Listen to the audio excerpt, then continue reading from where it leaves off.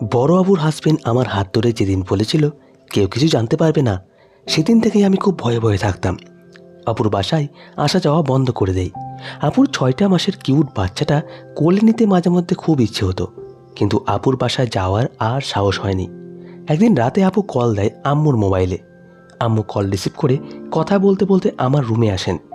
কথা শেষে আমাকে বলেন, তিতলি, তোর বড় আপু অসুস্থ, তোর আপু বলছে সকালে ওর বাসায় চলে যেতে। আম্মুর কথা শুনে আমার বুকের ভেতর কেমন যেন ভয় অনুভব হয়, গলা শুকিয়ে যায়।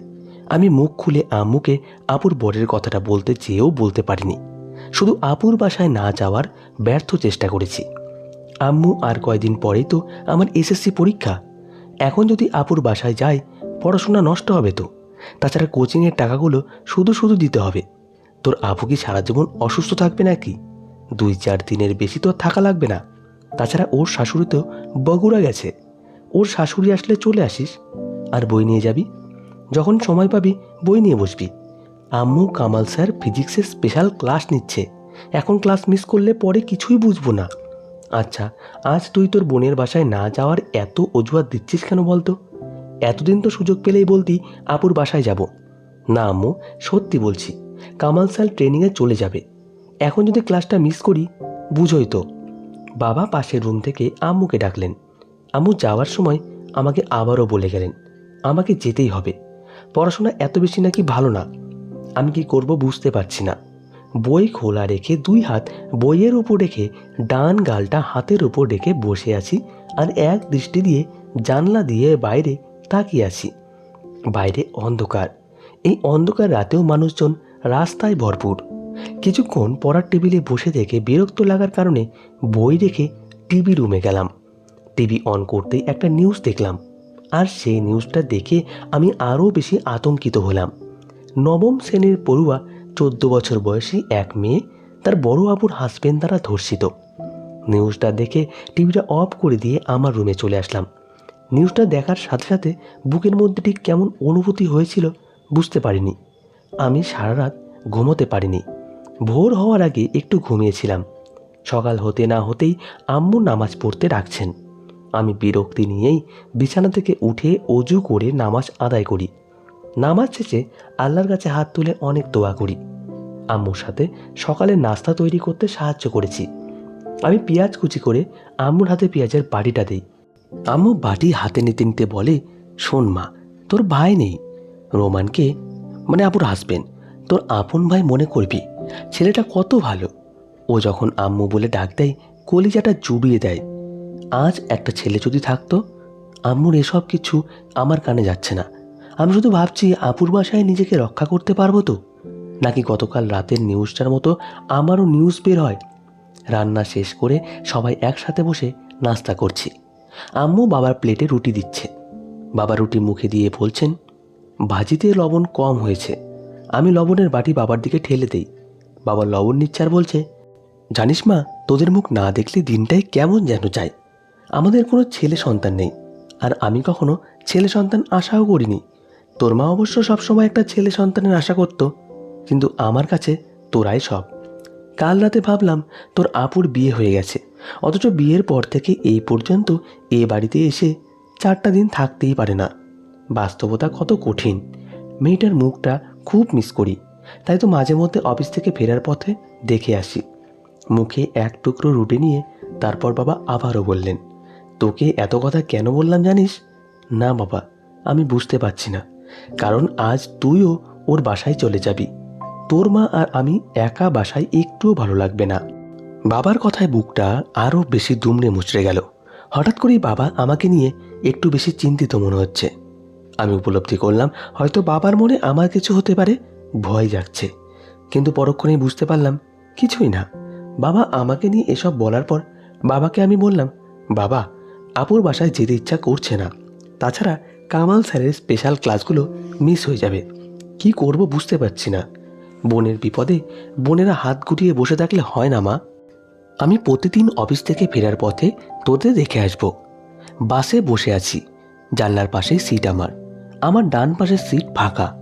কিছুক্ষণ যাওয়ার পর একজন 50 বছর বয়স ছুঁই ছুঁই মানুষ আমার পাশের ফাঁকা সিটে বসেন। আমি জানলা দিয়ে বাইরে তাকিয়ে আছি। কিছুক্ষণ পর আমি অনুভব করলাম আমার ডান কানের ওপর কারো হাতের স্পর্শ লেগেছে। আমি দ্রুত ডান দিকে তাকাতেই লোকটা হাত সরিয়ে নিলেন। আমি ভাবলাম মিস্টেক হয়তো, তাই লোকটাকে কিছুই বলিনি। আমি একটু নড়ে চড়ে বসেছি যাতে ওনার শরীরের সাথে আমার শরীরের অনিচ্ছাকৃত ছোঁয়া না লাগে। আবারও জানলা দিয়ে বাইরে তাকালাম। এবার আমার ভয় হলো, সাথে রাগটাও বেড়ে গেল। ঠাস করে ওই লোকটার গালে থাপ্পড় বসিয়ে দিলাম আর বলতে লাগলাম, বেয়াদব, অমানুষ, জানোয়ার, আপনাকে একবার ভেবেছি ভুল কমে হাত লাগছে, এবার কি করলেন? একটা পাবলিক বাসে এতগুলো মানুষের সামনে আমার বুকে হাত দিতে সাহস হয় কি করে? আমি কি আপনার বয়সের কেউ, নাকি আপনি আমার বয়সের? তারপর আর আমার কিছুই বলা বা করা লাগেনি। 3 জন কলেজ স্টুডেন্ট বাসের ভেতরে ইচ্ছে মতো মারধর করে লোকটাকে সার্জেন্টের হাতে তুলে দেয়। আমি ভীষণ ভয় পাই এবং আপুর হাজবেন্ডের কথা ও টিভি নিউজের কথা ভাবতে ভাবতে সেন্স হারিয়ে ফেলি। যখন সেন্স ফিরে পাই তখন নিজেকে একটি হসপিটালের বেডে আবিষ্কার করি। আমার বেডের সাথে বসা ছিলেন আমার বাবা। বাবাকে ছাড়াও একজন ছেলে এবং একজন মেয়েকে দেখতে পাই। দুজনেই কলেজ স্টুডেন্টস। তারা আমাকে হসপিটাল নিয়ে আসছেন। ছেলেটার নাম অভি আর মেয়েটার নাম নবনীতা। দুজনেই মিরপুর বাংলা কলেজে অনার্স পড়েন। ডাক্তার পরামর্শ ছিল আমি নাকি খুব টেনশনে থাকি, আমার বিশ্রাম নেওয়া প্রয়োজন, যা ইচ্ছে তা যেন করতে দেওয়া হয়, ইচ্ছের বাইরে জোরপূর্বক কোনো কিছু করতে বাধ্য করা যাবে না, অল্প কয়েকদিনে নাকি ঠিক হয়ে যাবে। আবি ভাইয়া ও নবনীতা আপুকে আমাদের বাসায় যেতে বাবা খুব রিকোয়েস্ট করলেন। তারা এক সময় আসবে বলে বাবার ফোন নাম্বার ও বাসার ঠিকানা নিয়ে নিয়েছেন। বাবাও তাদের নম্বরগুলো আমাকে দিয়ে সেভ করে রাখলেন।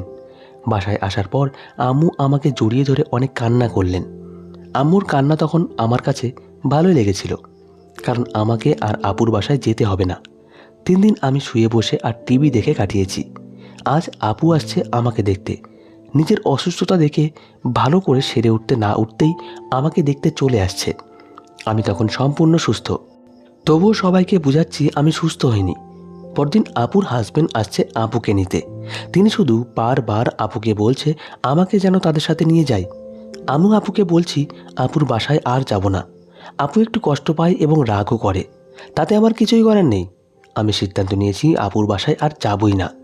একদিন বাবার মোবাইল থেকে নবনীতা আপু ও অভি ভাইয়ার নম্বরটা দিয়ে কল দেই। প্রথমে অনেক কথা হয় অভি ভাইয়ার সাথে। তিনি আমার খুব প্রশংসা করলেন।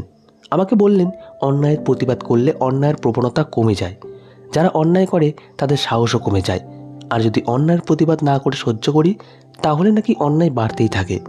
তিনি আমাকে আরও বলেন যে আজকাল দেশে মেয়েদের সুযোগ সুবিধা অনেকটা উন্নত। মেয়েদের বিপদে সরকারি বেসরকারি এবং সাধারণ মানুষ সবাই এগিয়ে আসে। ওই দিন নবনীতা আপুর সাথেও কথা হয়। তিনিও খুব প্রশংসা করলেন এবং তার সাথে ঘটে যাওয়া একটা ঘটনা বললেন। একদিন নাকি নবনীতা আপু তাদের বাসায় একা ছিলেন।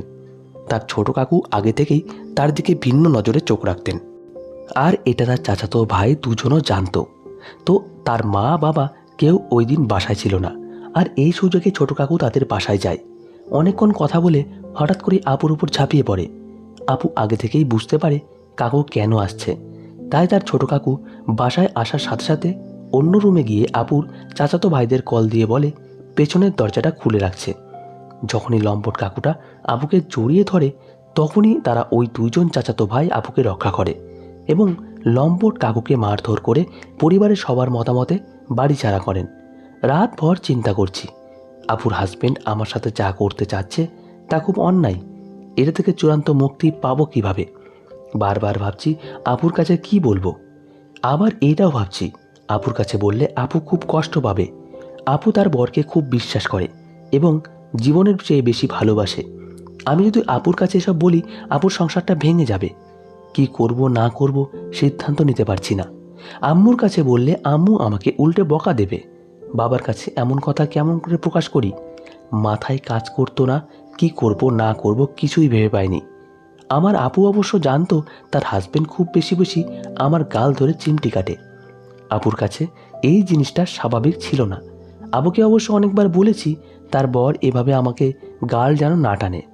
আমি তো আর ছোট নই। আপু অবশ্য কিছুটা বুঝতে পারেন, কিন্তু তার বর ছিল খুবই চালাক মানুষ। আমার গাল ধরে টানাটানি করতে আসলে যখন আমি বকাঝকা করতাম তখন তিনি আপুকে আপুর রুমে টেনে নিয়ে যেতেন এবং যতটুকু বুঝতাম আপুকে অনেক কিস করতেন আর আমাকে উদ্দেশ্য করে বলতেন আমার গাল নাকি পচা কুমোর মতো আর আপুর গাল নাকি অনেক কিউট, তিনি নাকি অনেক লাকি আপুকে পেয়ে, আর আমাকে যে পাবে তার নাকি কপাল পোড়া। আপু অবশ্য এসব কথা শুনতে বিরক্তি প্রকাশ করলেও নিজের স্বামীর আদর্শ আগে পাত্তা দিতেন না। তবুও মাঝে মাঝে আপু বলতো, তিতলি এখন আর ছোট নেই, ওর সামনে এমন কথা বলো না। তখন আপুর বর বলতেন, আরে আমি তো মজাই করি, একটা মাত্র শাড়ি আমার, আমি মজা না করলে কে করবে। আপু অবশ্য তার বরের চালাকি ঠিক বুঝে উঠতে পারেনি। আমার মেজো আপুটা জন্মের 2.5 মাস পরে মারা যায়। বাবা মায়ের খুব আদরের আমরা 2 বোন। আম্মু অবশ্য আমাকে মাঝে মধ্যে বকাঝকা করেন, এমনকি মারেনও, কিন্তু বাবা কোনোদিন একটা থাপ্পড়ও দেয়নি। এসএসসি পাশ করে ইন্টারমিডিয়েটে ভর্তি হয়েছি। আজ 3 মাস হয়ে গেছে। মিরপুর বাংলা কলেজেই অ্যাডমিশন নিয়েছি। অভি ভাই ও নবনীতা আবু অনার্স 3rd ইয়ারে। ওনাদের সাথে এখন বেশ সখ্যতা। একদিন বিকেলবেলা বারান্দায় দাঁড়িয়ে আমার এক বান্ধবীর সাথে কথা বলছি। হঠাৎ আম্মু খুব চিৎকার করে আমাকে ডাকলেন। আমি আম্মুর চিৎকার শুনে দৌড়ে আম্মুর দিকে অগ্রসর হলাম। আম্মু বললেন, তিতলিরে তোর আপু নাকি অজ্ঞান হয়ে গেছে, তাড়াতাড়ি রেডি হয়ে নে। আম্মু আর আমি চলে গেলাম আপুর বাসায়। আমরা গিয়ে দেখি আপুর জ্ঞান ফিরেছে। ডাক্তার বলেছেন শরীর দুর্বল, একটু রেস্ট নিলে ঠিক হয়ে যাবে। আপুর শাশুড়ি গত পরশুদিন আবারও তার ছোট মেয়ের কাছে বগুড়া গেছেন। 1 সপ্তাহ না থেকে তিনি আসবেন না। বাবা বলছে আমি যেন কয়দিন থাকি, আপু সুস্থ হলে তারপর বাবা এসে আমাকে নিয়ে যাবে। আমি কিছুই বলিনি, সবাই চলে গেলেন। আমার ভেতর সেই ভয়টা আবার জেগে ওঠে। আমি চিন্তা করি যত সব আজে বাজে চিন্তা। আপুকে যদি ওষুধের সাথে ঘুমের ওষুধ মিশিয়ে দেয় আর আপু ঘুমের ওষুধ খেয়ে ঘুমিয়ে গেলে তারপর যদি আমার ওপর ঝাঁপিয়ে পড়ে, তখন আমার কি হবে? সেদিন রাতটা তিতলির কাছে যেন শেষ না হওয়া এক অন্ধকার ছিল। আপু ওষুধ খেয়ে শুয়ে পড়েছে, ঘরের বাতি নিভে গেছে, কিন্তু তিতলির চোখে ঘুম নেই, বুকের ভেতর শুধু ধুকপুক শব্দ। কিন্তু এবার সে আগের মতন ভয়ে চুপ করে থাকার সিদ্ধান্ত নেয়নি। হাসপাতালে অভি ভাইয়া আর নবনীতা আপুর কথা তার বারবার মনে পড়ছিল। অন্যায়ের প্রতিবাদ না করলে অন্যায় আরও বাড়ে। তিতলি নিজের ফোনটা হাতে নিল। নবনীতা আবুকে একটা মেসেজ পাঠালো, আপু আমি খুব ভয় পাচ্ছি, মনে হচ্ছে আজ কিছু একটা হতে পারে। মিনিট 5 মধ্যেই কল আসে। সব কথা শুনে নবনীতা আপু বলল, তিতলি ভয় পাস না, দরজা ভেতর থেকে লক করে রাখ, আর সবচেয়ে গুরুত্বপূর্ণ কথা, আর কাউকে বাঁচানোর জন্য নিজেকে বিপদে ফেলবি না, সত্যিটা কাউকে বলতে হবে। সেই রাত আর কোনো ঘটনা ছাড়াই কেটে যায়। পরদিন সকালে আপুর বর আবার আগের মতো স্বাভাবিক আচরণ করতে থাকে, কিন্তু তিতলি এবার লক্ষ্য করে লোকটার চোখের দৃষ্টি বদলায়নি। সন্ধ্যার দিকে সুযোগ পেয়ে তিতলি তার আপুকে ছাদে ডাকে। অনেকক্ষণ চুপ থেকে শেষে কাপা গলায় বলে, আপু আমি আজ তোমাকে একটা কথা বলবো, তুমি বিশ্বাস করো আর না করো, আমি মিথ্যা বলবো না। এরপর সে একে একে সব বলে। প্রথম দিন হাত ধরা, অশোভন কথা, একা পেলেই কাছে আসার চেষ্টা, সব কথাগুলো শুনে আপু প্রথমে হতবাক হয়ে যায়, তারপরে বলে, না এটা হতে পারে না। তিতলির বুক ভেঙে যায়, কিন্তু সে এবার চুপ করে না। সে বলে, তুমি বিশ্বাস না করলে সমস্যা নেই আপু, কিন্তু এই কারণেই আমি এতদিন তোমার বাসায় আসিনি। আপু কিছু বলে না। সেদিন রাতটা 2 বোনের কেউই ঘুমাতে পারেনি। পরদিন সকালে আপু হঠাৎ তিতলিকে বলে, তুই ঠিকই বলেছিলি। তিতলি অবাক হয়ে যায়। আপু কান্না করতে করতে জানায়, বিয়ের পর কয়েকবার সে নিজেও স্বামীর কিছু আচরণে অস্বস্তি বোধ করেছিল, কিন্তু ভালোবাসা আর বিশ্বাসের কারণে সেগুলোকে গুরুত্ব দেয়নি। এরপর আপু সিদ্ধান্ত নেয় সে তার বাবা মাকে সব জানাবে। সেদিন বিকেলেই বাবা মা আপু এবং তিতলি একসাথে বসে। তিতলি কাঁদতে কাঁদতে সব খুলে বলে। প্রথমে আম্মু বিশ্বাস করতে পারেননি, কিন্তু যখন আপু তিতলির পক্ষ নেয় তখন পুরো সত্যিটা পরিষ্কার হয়ে যায়। বাবার মুখটা মুহূর্তে ফ্যাকাশে হয়ে যায়। তিনি শুধু বলেন, আমার মেয়েরা কোনোদিন অন্যায়ের সামনে মাথা নত করবে না।